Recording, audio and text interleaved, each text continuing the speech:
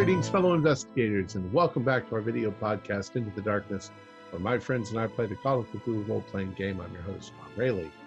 Our campaign is The Curse of Nineveh. It was written by Mike Mason, Mark Latham, Scott Dorward, and Paul Fricker, and it's available from the Chaosium website. I'm the GM, and this is episode 41. Our final recap will be given by David Gasaway as his character, Audrey Leicester. So without any further delays, let's continue our journey into the darkness. David? Thanks, Tom. I begin the letter. Dearest Priscilla, if you are reading this letter, then I'm afraid I have come to a perhaps ignominious end. But if we fail, my friends and I, in our attempt to stop what is about to occur, that shall be the least of your concerns. I've become a sort of honorary member of the Wentworth Club, which has seen a great deal of attrition in the last year or so, as the number of my friends and friends thereof have passed away in an effort to stop what we're trying to stop tonight. As you know, there's been an abrupt coronation. Once you don't know, that thing which wishes to occupy our throne is not a man any longer, but the vessel for some alien evil called Huthris or Yog Sothoth or something mad and inhuman. If the ancient scrolls that we have translated are correct, if it can successfully advance beyond its coronation at the ancient temple that's been recreated by my hard work in the British Museum, it shall rule the world. But we hope to prevent that, my friends and I. Patrick Longton, whom I've worked with, you've met him a couple of times, and a fellow from the club named Munden. We're going to attempt to intercede. Munden's going to hide in the ventilation. I'm going to use my connection to the goddess Bast of ancient Egypt, who was real and eager for worship. And Patrick's just going to play an American cowboy and go in with explosives. You'll be told terrible things about me if we're successful, but let me assure you that we're attempting to do something, frankly, to save the planet. All my love to you and Robert and Priscilla, S. Audrey. All right.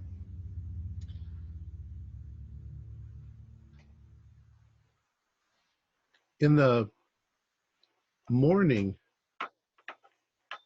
there is a lot of articles in the newspaper concerning the coronation and the festivities. The king, the new king, King Edward, was presented to over 1,000 people, and they were let in bit by bit, small groups. Each of them stepped forward and was able to shake the hand of the king. And it was noted by many that people were awestruck. At least after they had shaken the hand of the king, they seemed to wander around in a daze.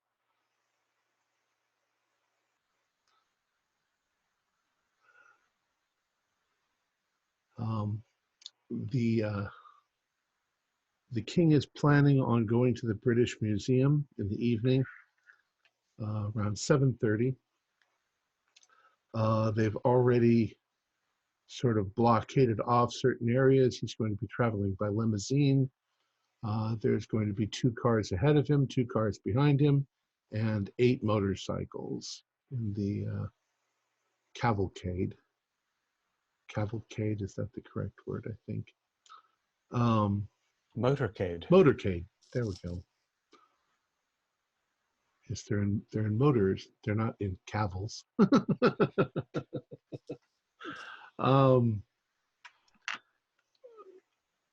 there's been a lot of celebration, and to you, of course, it's all horribly tainted by the truth.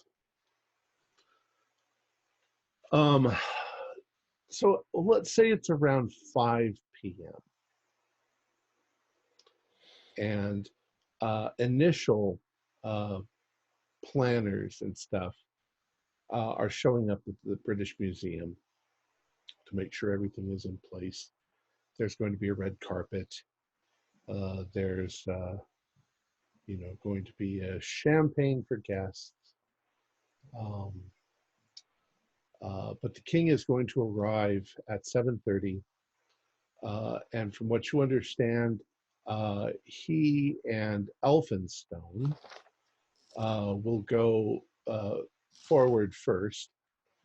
They will have a contingency of 12 security, sort of half surrounding them, and that they're going to go into the temple, and people are invited to follow behind them as they go in.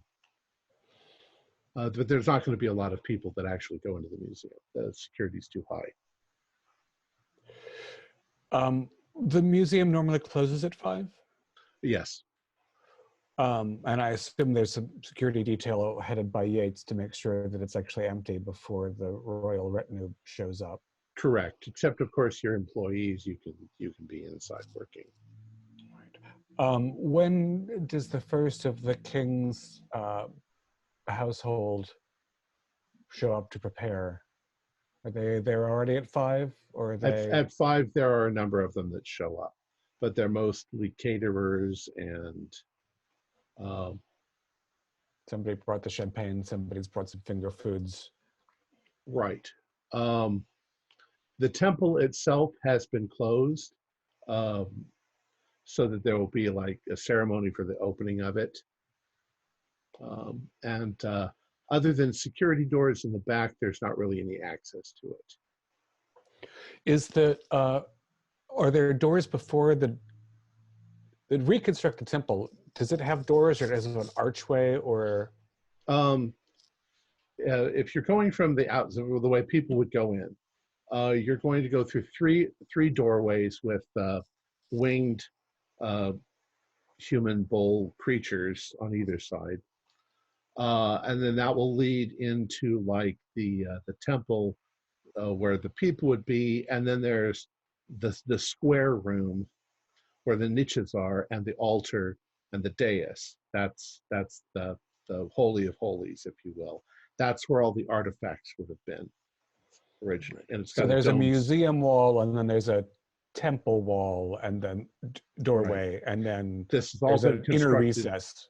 Right. This has all been constructed inside the Assyrian wing of the thing, of the museum. So if our plan goes as hoped, once we learn this, Munden should have access to the king and Elphinstone alone, for a moment at least, from above. That's promising. Right. But we have to wait for some sort of power convergence or signal, because he's only vulnerable once the gate is open, if I remember correctly. Yes, presumably if Elphinstone's going with him, that's so that he can perform his job as medium without onlookers to intercede. Right. And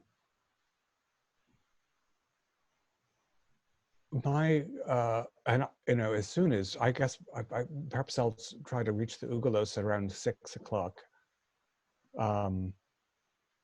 And we can see what they can see where I can't go. Right. I only have a 5-minute window in shadow form.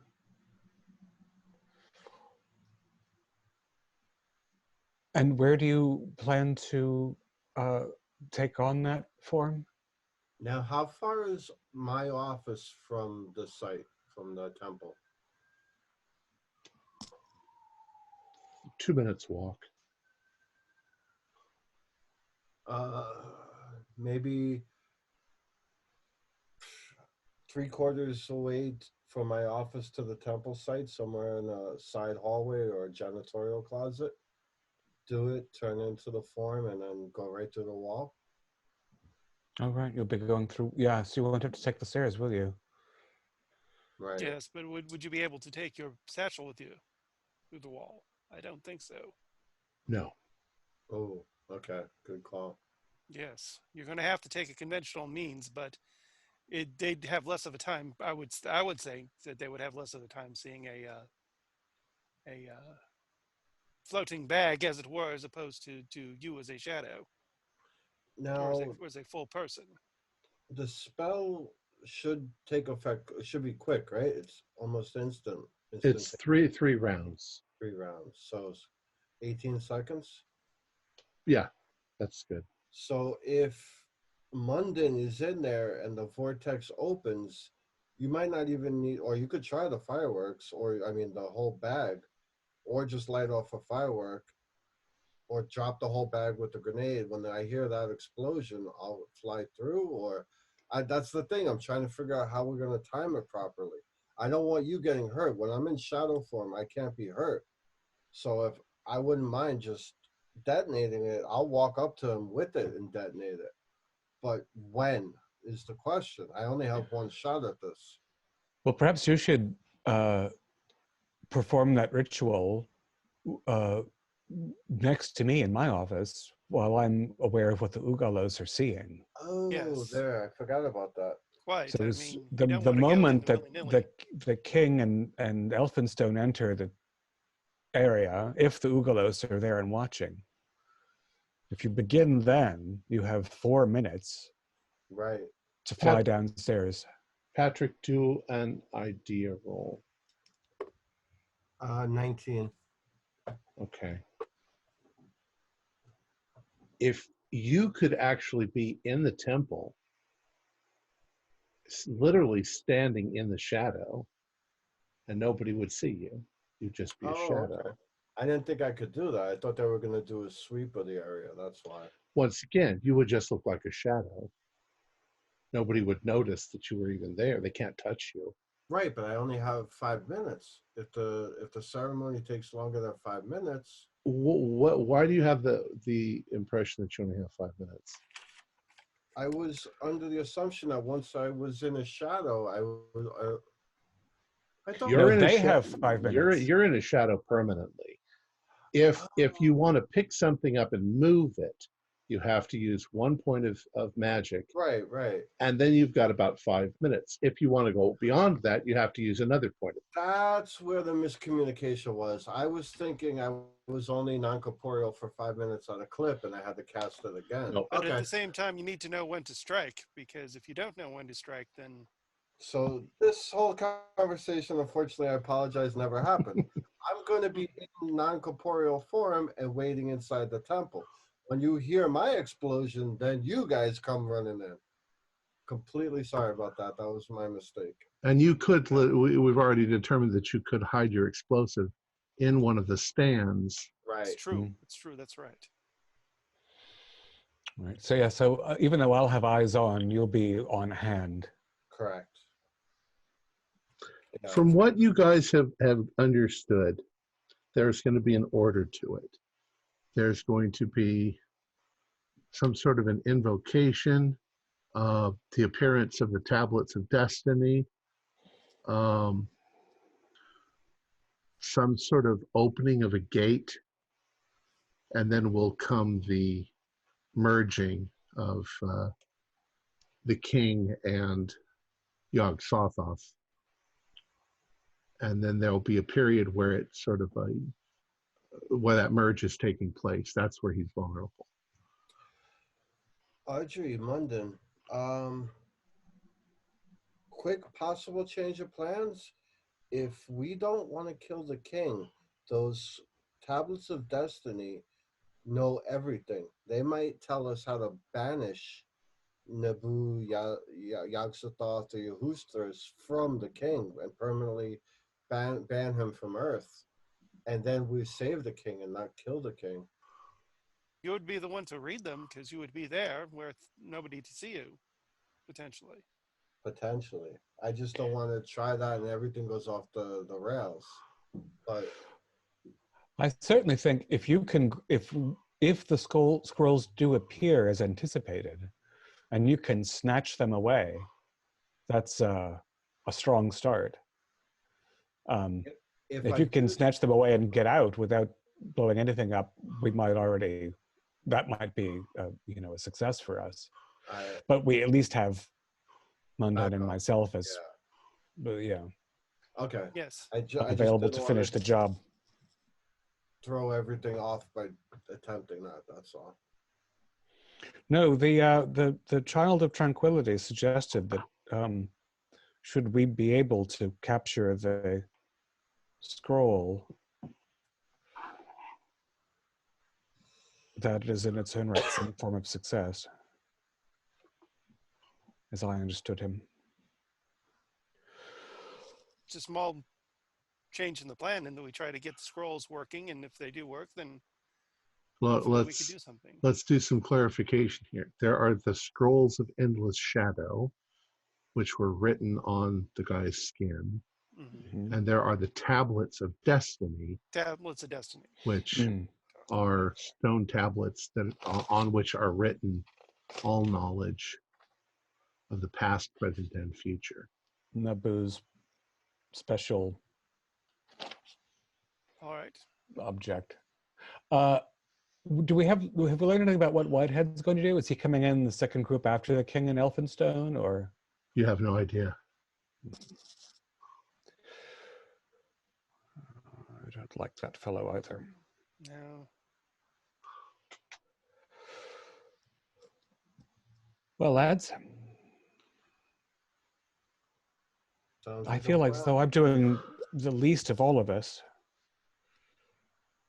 You might just be the one to survive and possibly help me get out of my spirit form, and then maybe inform the king if we succeed about what truly happened to him. No, I wonder if he'll know what's been inside him. Delgado, entirely mad.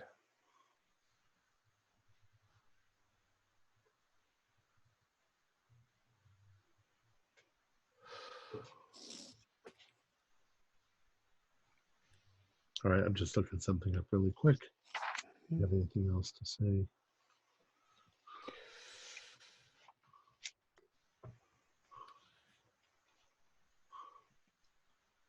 All right. So the time is getting closer. We're at, we'll say we're at 6:30. Are you all getting into position? You've got an hour. Yes. All right. Well, I guess I should read my scroll or spell and then head into the temple. Anything I need to know before we do this?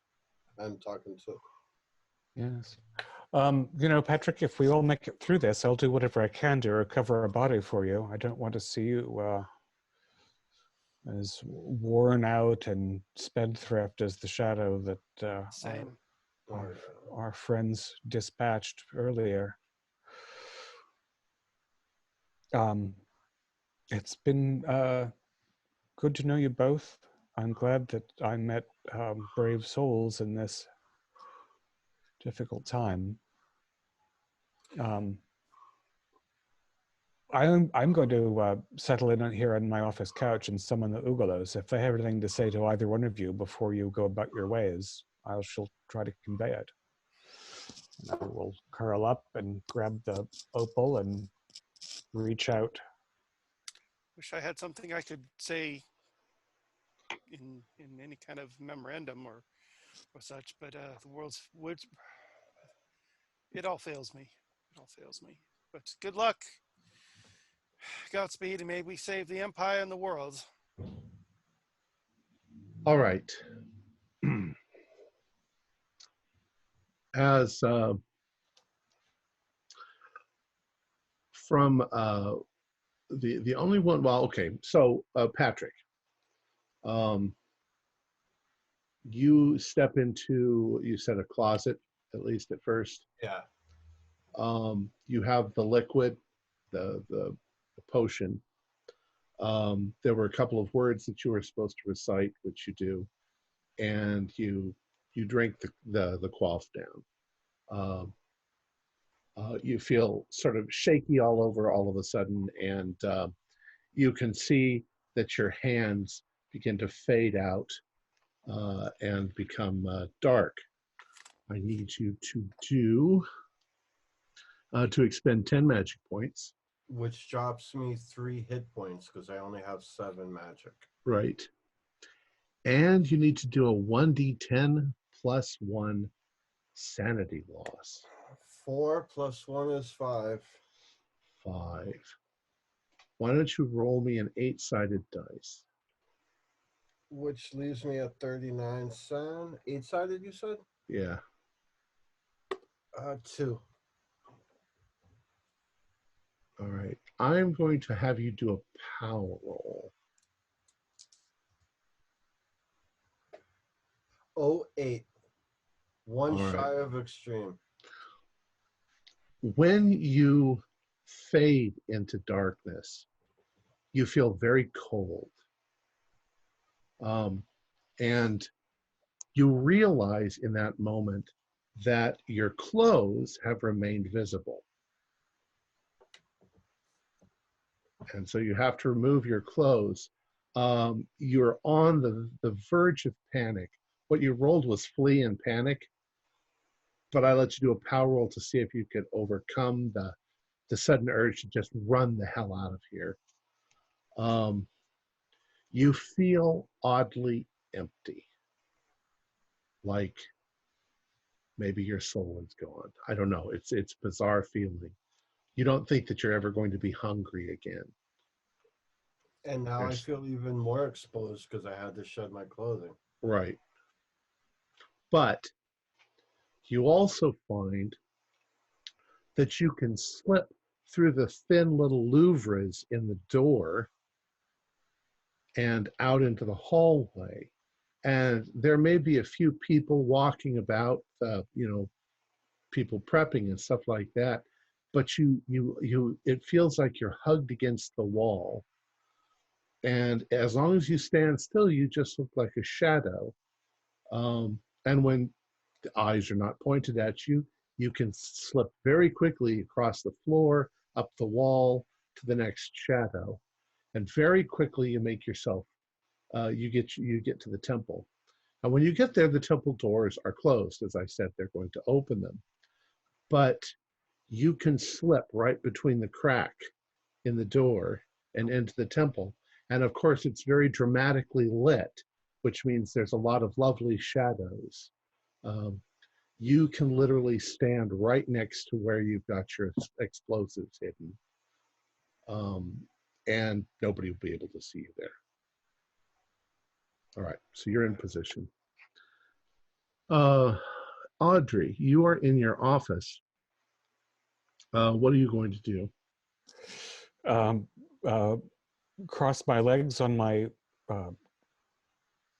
most comfortable piece of furniture. Okay.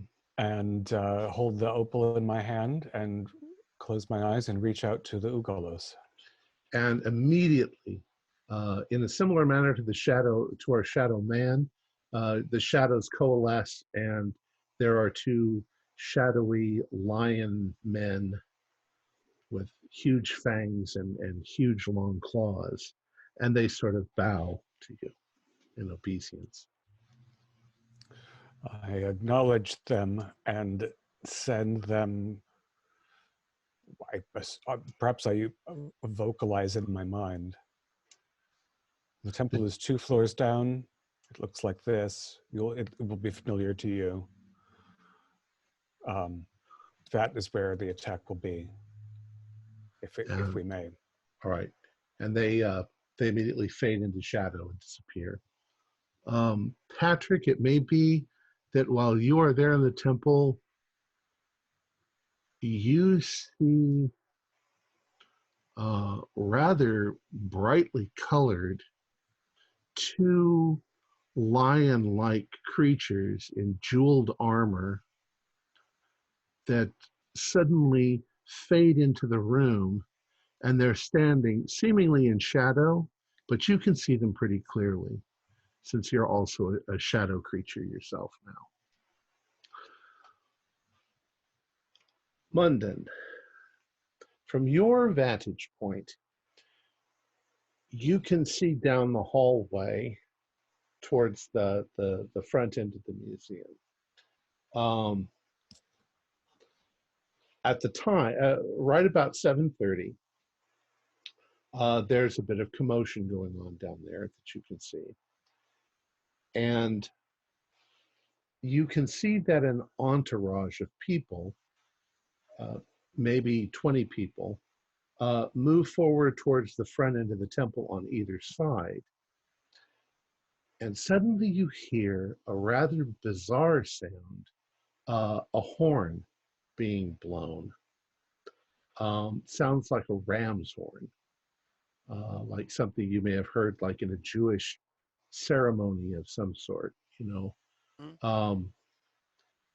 And walking forward, you see a number of guards first, and then you see the king, King Edward, and you see next to him a man who you recognize as Elphinstone. And Elphinstone is dressed in a rather unusual looking Sumerian garb. The king isn't. The king is in a very nice suit. But Elphinstone is dressed up like, I guess you'd say, a high priest. And he holds in his hand what looks like a mask. And it seems to be made out of gold. And they both step forward into the temple, and some of the guards stop, and they stand near the doors, actually right where you would drop down. And the king and Elphinstone walk inside, and Elphinstone suddenly throws his arms like this and begins chanting something in what sounds like ancient Sumerian. And he precedes the king, and he goes forward, and then he steps to the side with his hand still upraised, and the king steps forward and steps up onto the dais in front of the altar. And Elphinstone continues to chant this ritual in a foreign language. And as he does this, possibly at this point you're dropping down out of the thing to get onto the roof of the temple, you suddenly notice something as you're looking towards the doors of the temple, going out to the outside. You suddenly see Aloysius Delgado come stumbling in, followed by a couple of other people, and there seem to be an entourage of people, quite a few of them, and they're all sort of shambling forward. And you get the impression that these must be the people that he's already sucked their souls out, and they're being called by whatever this ritual is. Mm-hmm. But you do realize that there is a crowd of people now that are walking into the temple, the kind of crowd that you could easily blend with if you wanted to. That might not be a bad idea. First thing before I consider doing that, where's Whitehead? Do I see him? You don't see him. You don't see Whitehead. Okay. Sure. I'm gonna carefully climb down the temple. Okay. And since there are people out there, you'll have to go over to the side and find a way down. I want you, though, you're going to have to jump at least part of it. Mm-hmm. Do a dex roll. Okay. or a jump roll, whichever one's better for you. All right. Let's see which one's better here. Dex is definitely better. Made it hard success. 28. Okay. So you land and you manage not to twist your ankle or anything like that. You make your way back around and you realize that you can just step through this little side panel and right into the crowd, and nobody's paying attention. They're all walking into the temple. And the guards seem to be letting them. Mm-hmm. The guards themselves seem to be somewhat mesmerized. Mm. And I assume that the Ugalos are not able to attack either Elphinstone or His Highness. They're still invisible. Munden, you don't see anything. Audrey, you can vaguely see what's going on, but the Ugalos have not yet been summoned by Nabu. And yeah, they can't seem to act. Right, they're not right. I'm going to make my way to kind of, with the crowd towards the opening in case if, things happen, I can jump out of the way, but I'm not going to entirely enter the temple. All right. If I can help it. At this point, there could be easily 1,000 people. Oh, and wow. These are probably all of the people that have been absorbed by Nabu. So the place is now crowded inside. Patrick, of course, you see the same thing. The ritual continues for a few moments, and Elphinstone turns to Nabu, and he says something, and Nabu sort of gives the go-ahead. When he does, see Elphinstone once again, he raises his hands and he begins to pray, and suddenly there's this sort of shimmering light near Nabu, and these tablets appear in the air. They're bigger than what you'd expect, and they seem to just be hovering in the air. They seem to be glowing with a strange light, and you also notice that they reek. They smell horrible. It's kind of a sulfury, rotten smell that's filling the room as they've appeared. Now, can I work my way through the shadows closer to the tablets? I'd say you can do that without any difficulty at all. There. Go ahead. I was just going to say, is Nabu staring? Are the tablets floating in front of him, or are they behind? They're sort of to the side of him. And he's turned, he's now got his back on the people, and he's facing forward, and he's beginning to raise his arms. If I feel I could get to them and grab them, I'm gonna do it. All right. Do a luck roll. 54 out of 54. Okay. All right. You're going to reach for the scrolls.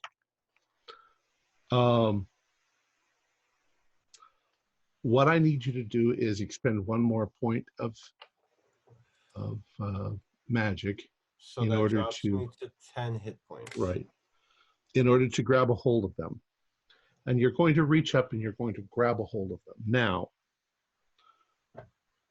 when you grab the tablets, it's almost as if your hands are glued to the tablets. You can't let go. You also can't move them from where they are. And you're staring into the tablets. Written on the tablets is all knowledge, and it's in a language you can completely understand. And you begin to absorb this information. What I need you to do is, I need you to do a power roll. 32 out of 35. Okay. You need to roll 2d6 of hit points. Ooh. 5 and 1, 6 points. So I'm down to 4 hit points. Okay. So you suddenly feel agonizing pain as you're holding on to these things. I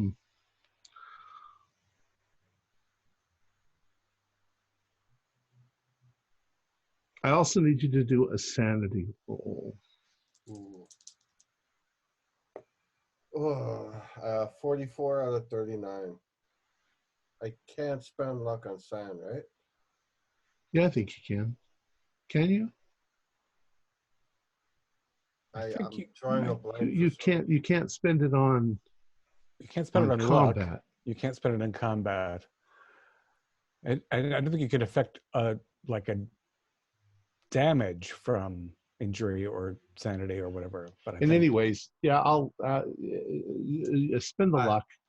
49 points of luck left. All right, and then do a 1d10 for sand loss. Oh, I thought you were gonna say hit points. I was like, oh no, I'm done. Sand's pretty bad too. You've already almost fled. It would have been 1d100 if he had. I got 8, dude. All right, you take eight damage of sand. But what information are you looking for? The power word to banish Nebu Yog-Sothoth Yehuthris, a cure for myself. No, just one thing. Oh, it's only one thing. I thought it's a thought, so I could put a whole bunch of thoughts into my head. You can sort out one thing at a time.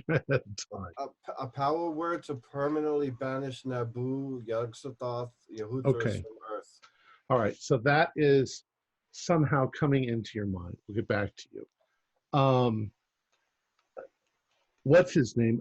Elphinstone says some more words, and suddenly, Audrey, you feel kind of a physical tug in your soul as the Ugalos are suddenly manifested on either side of Nabu, and they feel they're entrapped. They're held there by his power.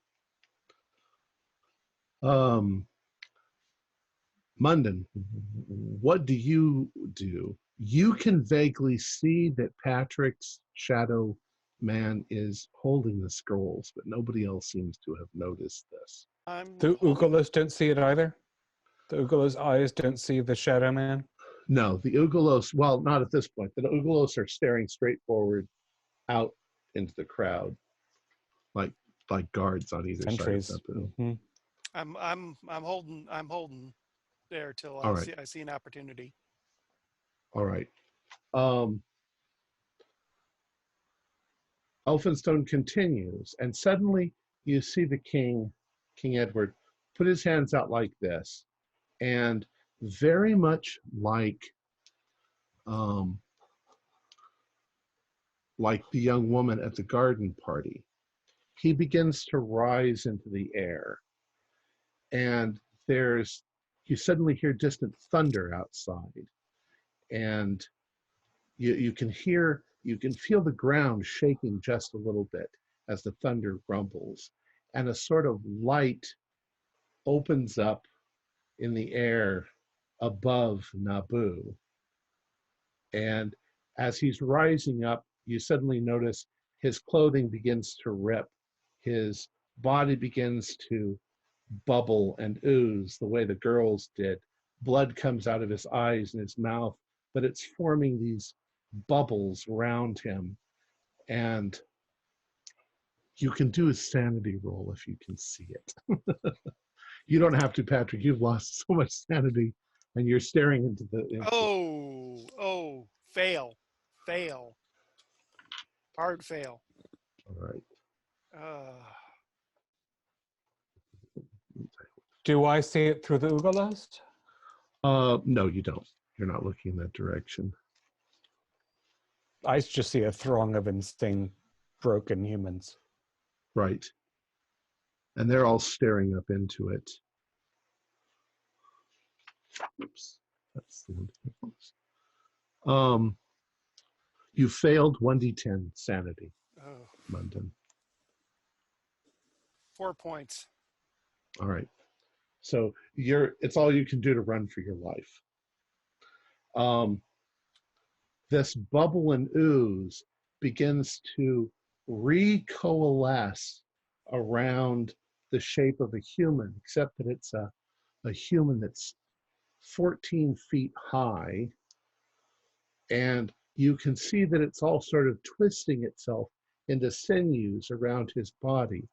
It definitely appears like he is reforming into a human once again after becoming something else. So this is probably the right moment. Do I know, excuse me, the power word yet? I would say you do. You know, it's more than just a word. It's an incantation. Can I attempt it? Sorry. Sure. Do geez, you don't have many points left, do you? No. I'm going to say that you need to roll a 1d4 and expend that many magic points or hit points. 1. All right. So you are in agony as you're staring into this, but you begin screaming out the words. From everybody else's point of view, the room is suddenly reverberating with these words coming from Patrick, who doesn't seem to be anywhere about. But as you see that Naboo begins to shake, like this, as he's floating in the air, and he suddenly leans back and screams this horrendous, deafening scream that fills the room. All of the people who are watching drop to their hands and feet, their hands and knees in prayer. Munden, you do power roll to see if you do the same. Audrey, even where you are, you're suddenly affected by this noise, and roll a power roll to see if you drop onto your knees. Nope, I'm good. I'm good. All right. I don't drop. Audrey failed 51 for 35, so I collapse, I guess. All right, you collapse. Munden, what do you do? Freak you. So he said the words, or is he still chanting, or is it just? Naboo seems to be bubbling and roiling again, the way he was a minute ago. Something Okay. is definitely going wrong.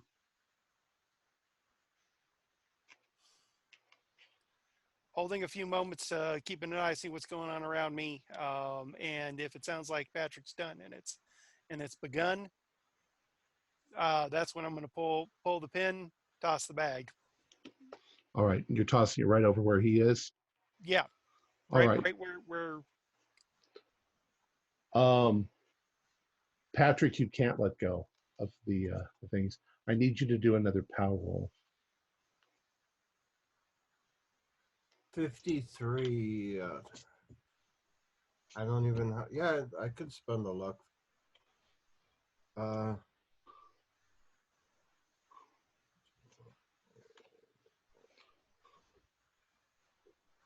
26 luck left. Just a basic success. Okay. 2d6 hit points. I'm done.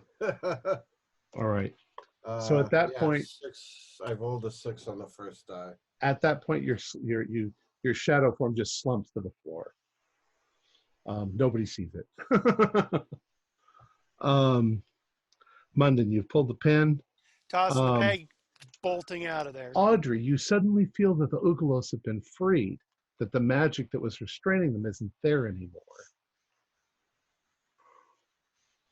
That's 1 for Elphinstone and 1 for His Highness. All right. And so, I'm pretty full of rage myself. One of the Ugalos quickly turns around and grabs Elphinstone, who's now screaming, and it pounces into the floor and it starts tearing him to shreds. And the other one moves towards Naboo, and Naboo doesn't seem to have any power right at the moment. So it attacks him, and he screeches, and then all of a sudden, he begins to erupt like the girl did at the party.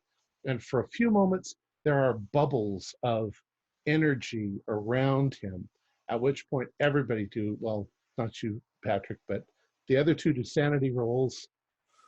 This is an impact in your brain that's Passed. coming from the other side. And Audrey did not pass. 1d4 for a pass and 1d10 for a fail. That's a 6. 2 points. All right. Audrey, you can do a 1d8. You betcha. That's a 4. 4. Audrey, you just fall to the ground unconscious for a few moments.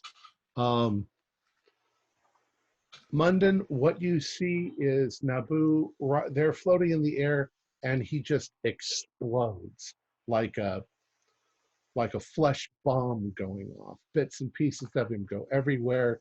It falls on the floor. There's goo. The tablets vanish. Elphinstone is dead. All of the people in the room, there's not 1,000 people in the room, but all of these people just drop dead to the ground. The guards fall. Yeah, if I toss the bag and pull the pin, I'm booking it out of there. And the bomb goes off. All right, the bomb goes off and splatters everything in all directions. And Munden, you're the only one who gets out alive.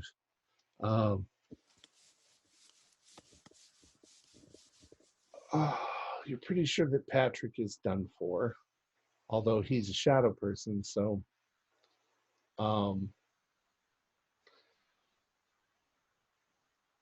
at this point, the whole thing is such a bloody mess, and no explanation for it. It's going to look once again like some sort of terrorist thing with no explanation.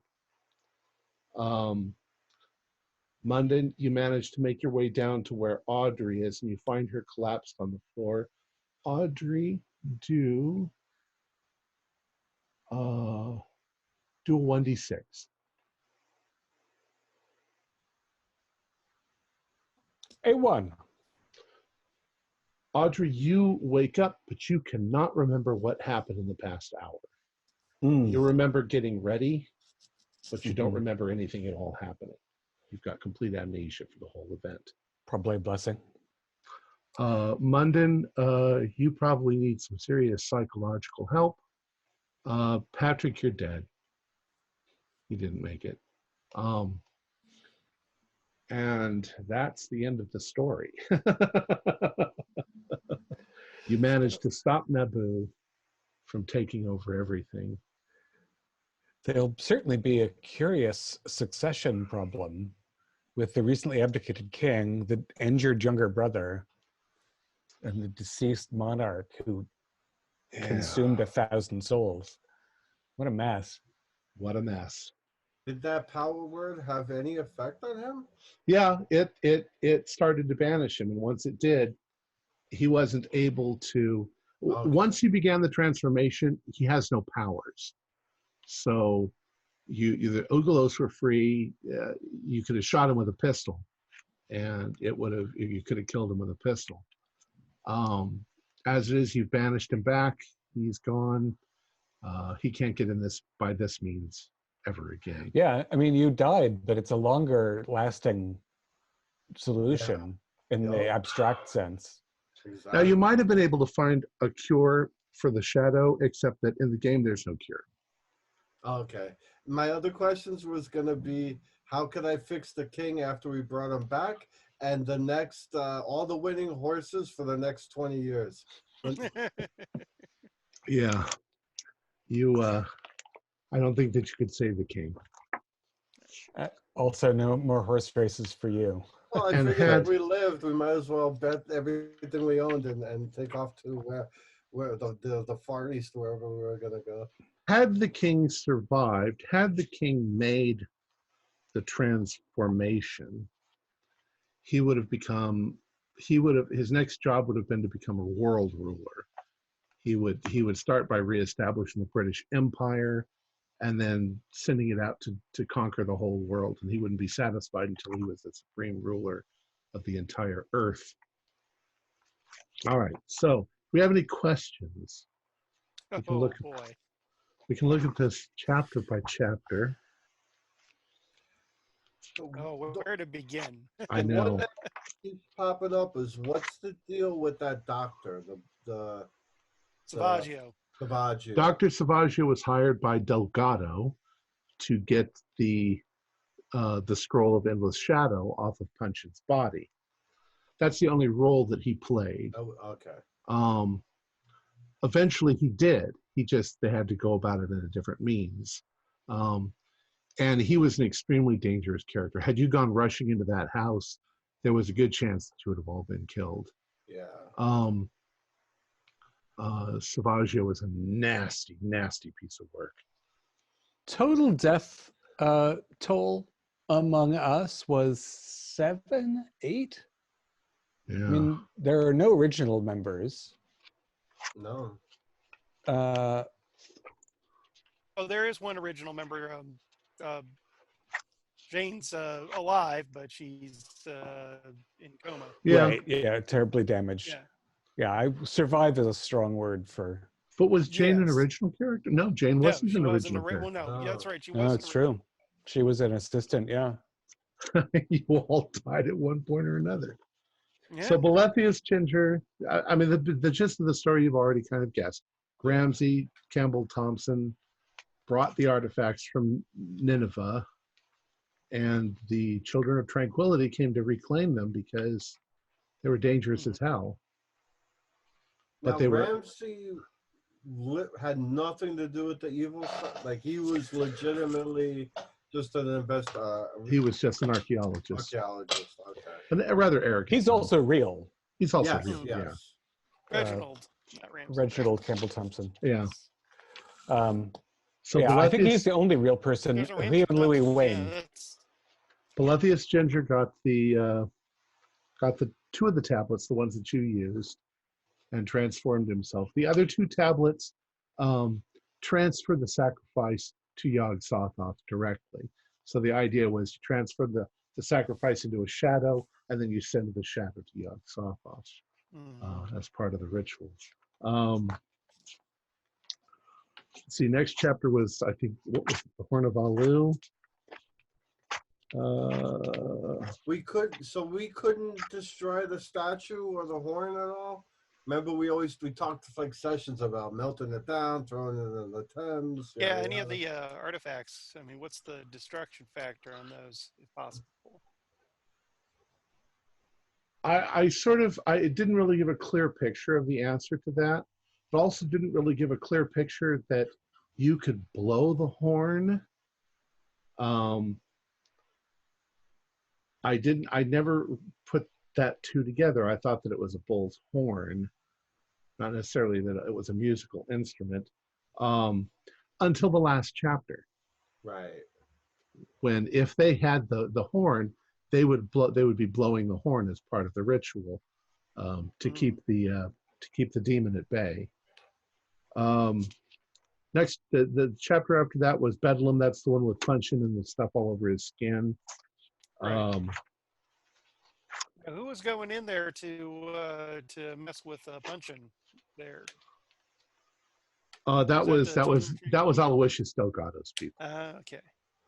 The way it went, Crooks and crooks. the way it went was Naboo was released by Reginald Campbell Thompson inadvertently when he dismantled the temple, and he followed the temple pieces back to London, and it just so happened that there was a fellow whose real name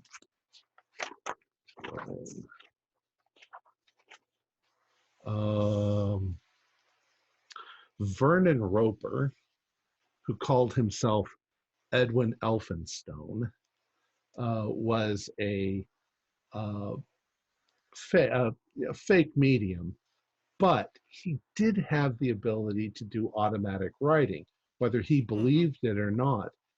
But it was writing, and Naboo was able to exploit that and communicate with Elphinstone, because he's the god of scribes, Right. and teach Elphinstone everything that he needed to know to help bring him back. So Elphinstone then got in good with Delgado by one means or another, because he was suddenly displaying the ability to do certain fortune-telling things. Delgado became interested, and then he was just using Delgado to get what he needed. Delgado didn't have a clue. He thought that he was going to become an immortal god himself, which was just a line that Elphinstone was feeding him. So he was completely deluded, but he was an arch criminal and very powerful. Almost all the nefarious stuff that went on in the game was Delgado. Delgado's doing. Delgado made the guys go boom. Yeah, Okay, he now- had actually placed a spell Right, I on them thought. so that if they said his name out loud, they would explode. What would have happened, or what will happen if Audrey still takes those hearts? Well, we assume that she'll become High Priestess of Oh yeah. of I hope Bast. she does. You know, Bast is coming back. Bast is going to be big in the 21st century among the hip kids of London. It all starts with cat videos. It all starts with the Cat internet is videos, made of cat cats, memes. after all. Yep. Yeah. So the moving statues that were in the British Museum, what was all that about? Oh It yeah. was just weird stuff, weird things. just weirdness. It was the spirit of Naboo and the spirit of all of this energy coming from the temple that was just swirling around and moving stuff about. That was confusing.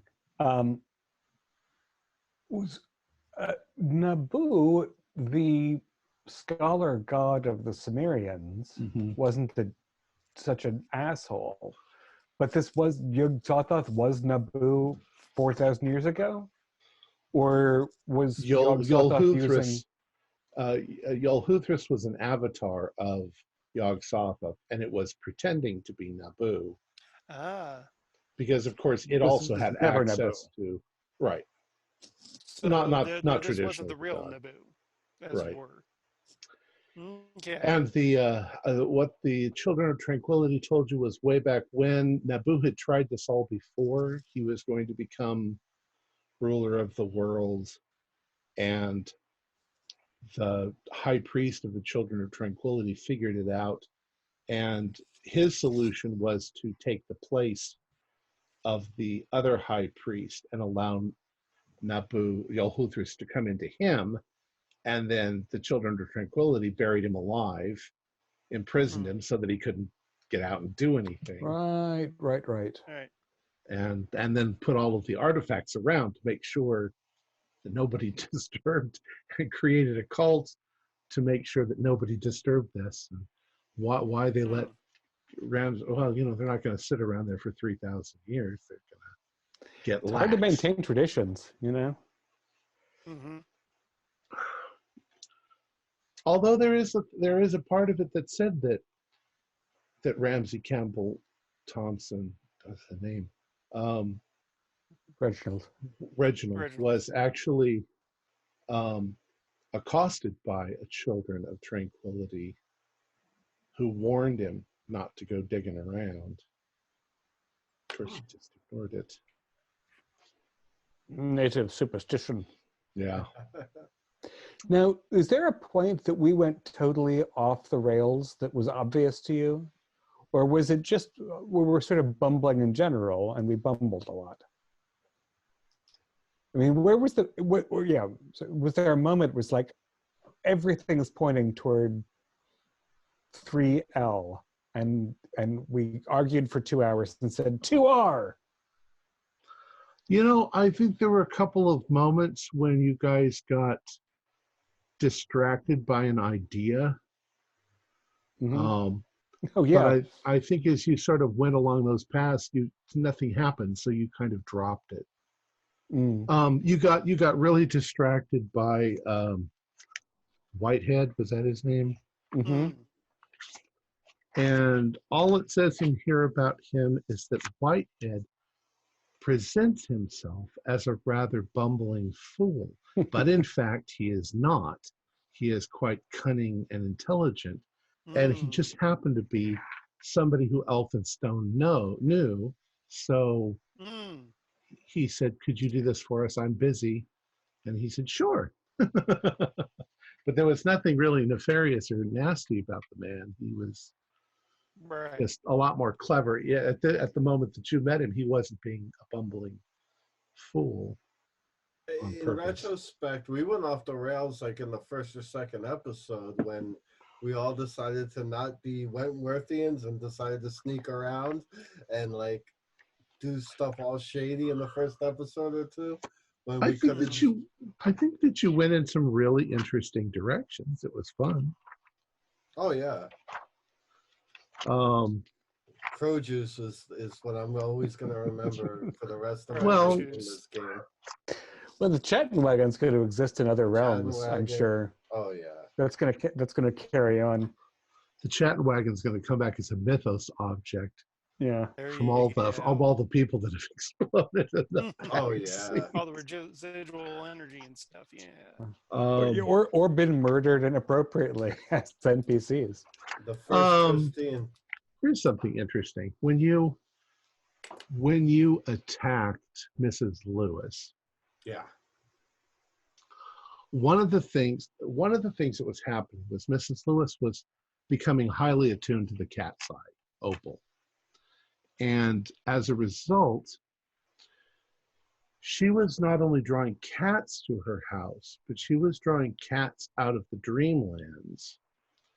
And she was also a huge fan of Louis Wayne.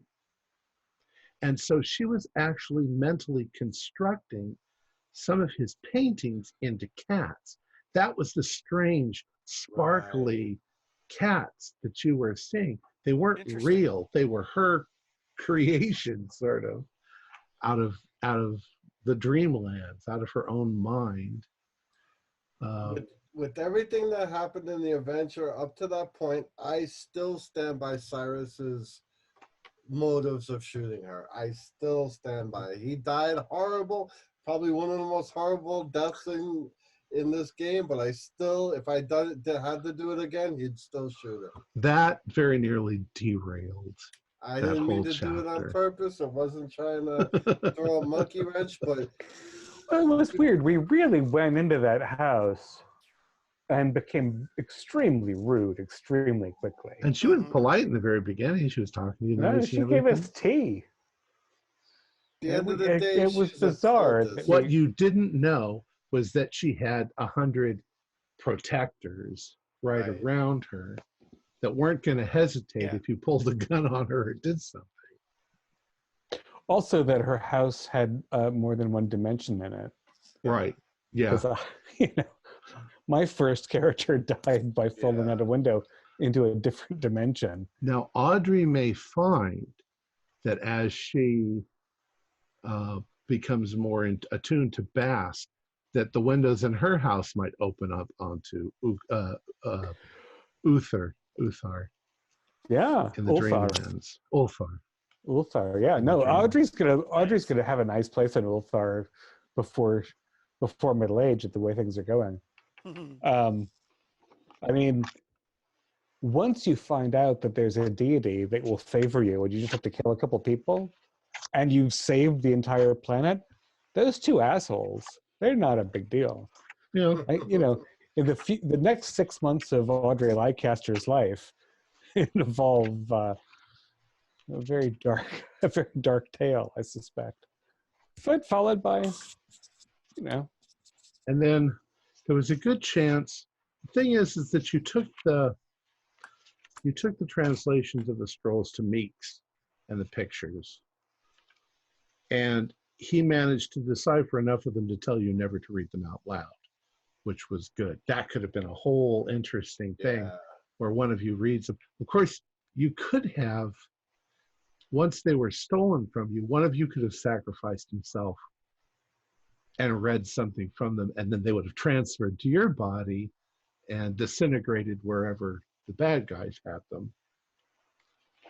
that would have been a way to deal with that. A rather horrible one, because there's no way to remove them without But they killing the disintegrate person. when someone's red, when they're Right. red. Um, I don't think we ever learned that. Punchian had scrolls, which he got from the museum. He took them home and was reading them and tried to perform the ritual. And when he did, they disintegrated into dust and wrote themselves all over his body. Right. So when the bad guys realized that they could do the same thing, that's what happened. Punchian died in a rather horrific way because he just sort of crumbled up as the writing transferred to somebody else, which they could skin alive. And that was the only way to get them. There was probably 1,100 people dead in this scenario. Easily.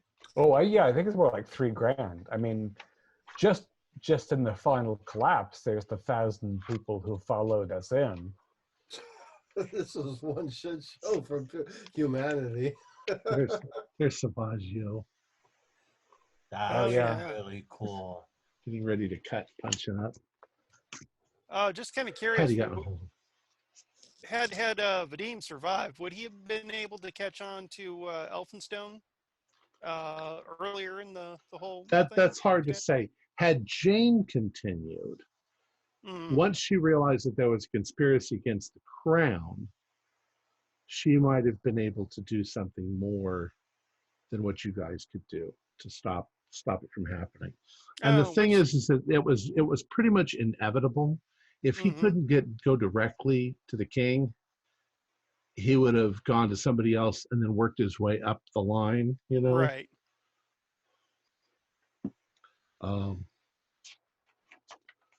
By the way, I do have a secret that I need to share since it's been kind of brought up. Probably one of the few secrets. Jane was MI6. So what's his name was correct all along. Well, he was suspicious on that. And, well, the thing is, Jane, the way I played her was that she was out of her element. And she was very having a hard time trying to keep her cover, because her normal cover is more on the fashion show, more of the social end of things, keeping an eye on what society, what proper society would consider undesirables, right, and stuff, i.e. bohemians and the alternative communities and that sort of thing, and kind of being forced into going into more of a detective role and stuff. It was very difficult for her to transition, and I played her as such. So yeah, she kind of came off as being kind of her who she was kind of slipping through and stuff, and I intended that, and John caught that on with his character. Let's go ahead and finish it then. We can talk after. Our players included David Gassaway, Ford Fitch, and Jason Melnichuk, with myself as the keeper of the secrets. We'd also like to thank John Byram and Jerry Bryant for also playing with us. We're currently producing up to 4 shows a week with music and sound effects added in post-production in order to create a richer listener experience. We provide audio-only versions of our shows free for you to download from Podbean or iTunes. The costs involved with the show are provided almost entirely by our patrons. Without them, we wouldn't be able to do what we do. If you'd like to help support our show, please visit our Patreon account. Just $1 or $2 a month helps us a lot. You can find a link in the description below. Like, share, and subscribe to our channel, and punch that bell icon for updates on our latest shows. And leave us some comments. We enjoy reading them and answer any questions you might have. This is Tom Rayleigh, together with all the members of our gaming club, inviting you to journey with us once again into the darkness for another adventure in the universe of H.P. Lovecraft and the Call of Cthulhu role-playing game. Until next time, good luck and good gaming.